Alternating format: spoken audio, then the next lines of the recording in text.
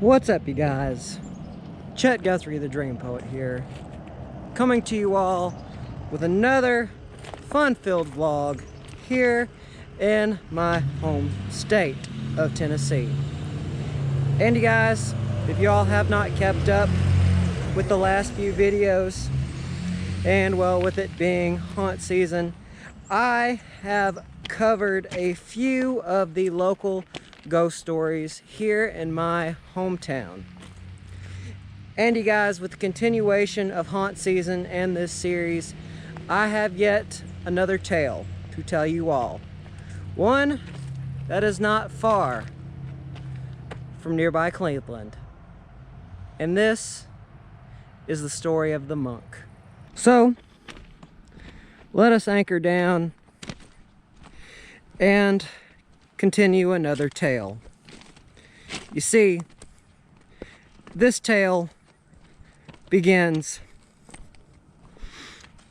in the days between March 4th, 1867 and March 11th, 1867. That is when the Great Flood of 1867 happened here in East Tennessee. You see, in that short 4-day period, the water levels of the Tennessee River rose 58 feet.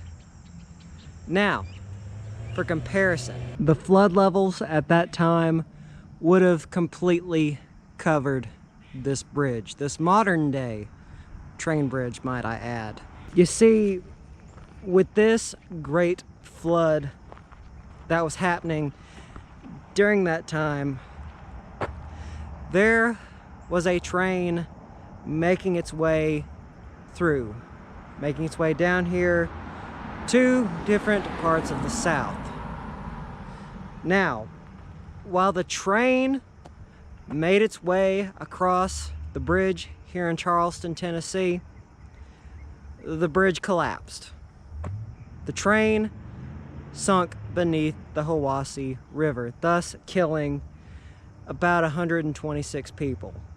Now, at that time, since Charleston was unincorporated, a very small town, a lot of these houses, a lot of these buildings were converted into hospitals. And there was only one doctor here in Charleston at the time. And now he went from house to house, treating patient after patient, taking care of them the best way he could for about a week, until the doctor finally collapsed.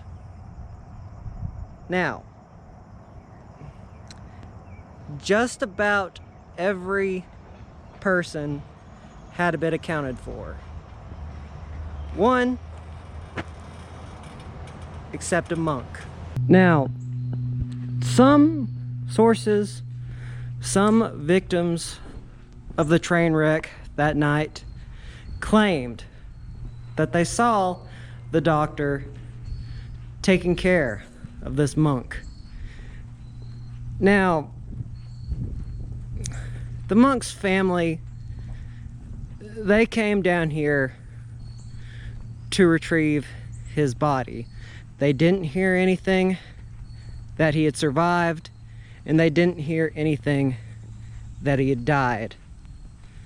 So the family, they came down here and they tried finding their loved one. Now, however, again, their family member, this monk, by the way, some sources say he was on his way from Baltimore, Maryland, down to New Orleans. It's like he disappeared off the face of the earth. Search parties went after him. People looked for him high and low, until the family of the monk, they just gave up and left. Now, this doctor that we mentioned, he at one point will collapse himself. And this is when he will move to Chattanooga for about a year to take care of his family, to really rest up after this long ordeal, this massive train wreck that absolutely devastated a community. But a year will go by, and this doctor, he will return to the city of Charleston. And when he returns, he will bring with him a skeleton. Now, this skeleton, especially during the days of doctor's offices, medical places, it was not considered a doctor's office unless it had a skeleton in it. Now, this doctor, he prided himself in this skeleton. He was proud of it. He loved it. He enjoyed it. Now, this is where strange things would begin to occur. Patients in the doctor's office would begin to hear sounds. Rosary beads clipping, or for some, they described it as sounding like marbles hitting each other. And this sound, it resonated until the doctor moved to Cleveland, Tennessee and continued his practices there.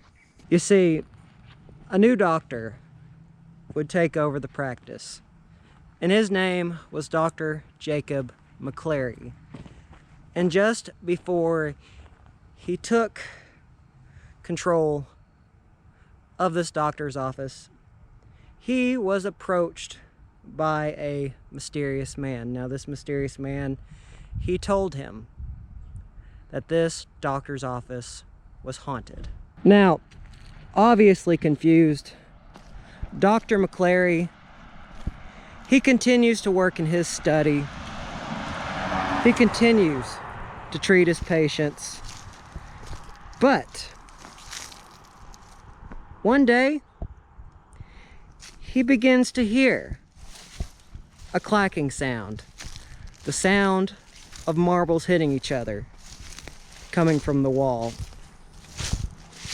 Now, he thought this was very strange, and, well, it only got even stranger. You see, not long after this, Dr. McClary began to see a shadow figure in his office. He would begin to see things that he could not describe. Eventually, when he retired from the practice, this doctor's office would close its doors. And this doctor's office would be later torn down in 1932. But when they tore down the doctor's office that this doctor worked and his predecessor worked at, they found something in the walls. They found a monk's rosary. They found a monk's garb. It then became apparent what happened. This doctor, he may have disposed of the monk's body. You see, some believe that this doctor, well, nobody was looking, he took this monk with him. And this monk would die in his care. Some people believe the reason why he did this is because he believed. This monk, the type of monk who he wasn't married, He didn't have any children. Who would care if he disappeared? Well, many years after this, there was a person at an estate sale. They found a tub. In this tub, they found some rather gruesome history attached to it. This tub was believed to be the same tub that the monk's body was dropped in, and his flesh was peeled from his bones. Now today, you guys, I am up here in Charleston, Tennessee, to explore some of the locations behind this ghost story. It is perhaps one of the most gruesome here in this series that I'm doing for haunt season. So you guys, let's do it. Anchor down. I find it very interesting that there is a train right here, because it is right next to the depot down here. Now there is an interesting story behind the depot. You see, originally the train depot here in Charleston, Tennessee, it was used as the morgue for after this this horrible train wreck that happened.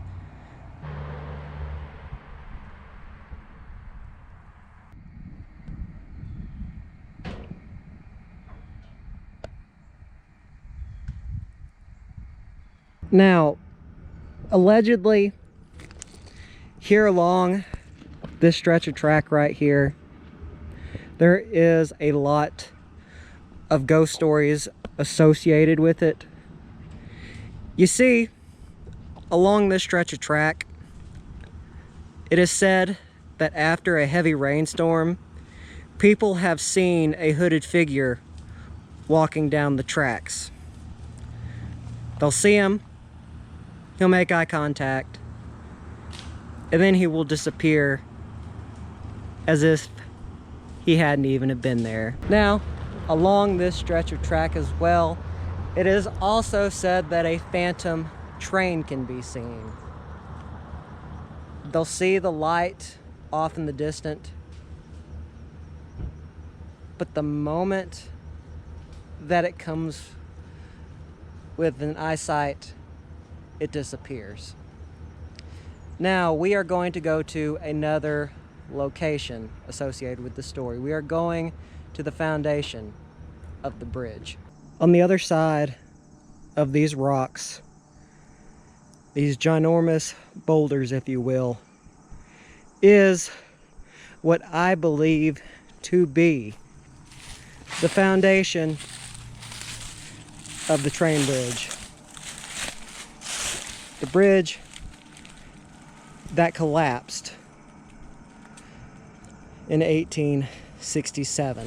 Why I think this is because, you see, there is a concrete foundation that goes into the gorge of the Hiwassee River, along with a foundation on the other side of the Hiwassee River. And real quick, I wanted to get down here into the gulf of the embankment just to show a better picture of this foundation.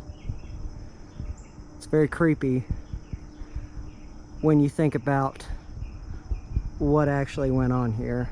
Now, I don't think you all can see it, but hopefully you can.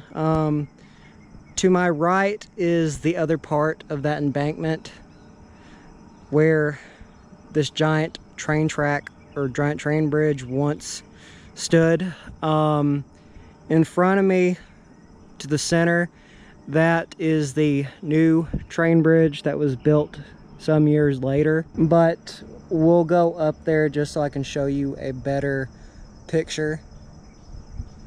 And honestly, I'm getting a little bit creeped out, because not only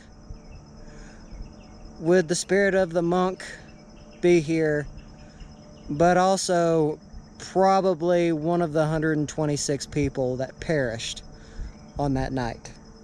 So we're gonna move.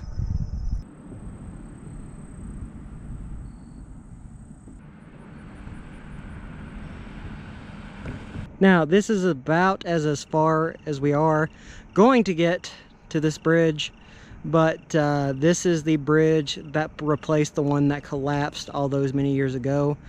I'm actually not too sure when they built this bridge. We are going to go to one more place associated with this story. Now, as I mentioned, the doctor's office that this ghost story is told in was torn down in 1932. But we are going to go to the foundation of that doctor's office.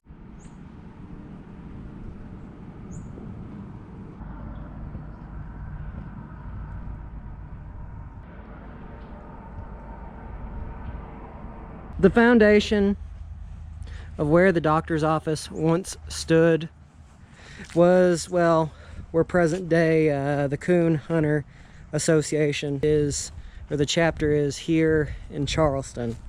I could not find it on my GPS, so I thought, wouldn't it be a great way to close out the video by entering the graveyard? It almost makes me wonder if after they found out that the skeleton in the doctor's office was the monks, I kind of wonder if they buried the skeleton. I mean, I don't really know. I never really considered that part of the story. But after standing here in the cemetery, I seriously wonder if maybe they buried the monk here after they found out what happened. But you guys, this is going to be my vlog for the day. I'm glad that you all are having fun on this haunt season series of mine. Makes me feel good. But don't remember to subscribe and hit the bell icon. It always goes to show that y'all care, and it always means a lot. You're on my journey on YouTube. So you guys, love y'all very much. Vlog over.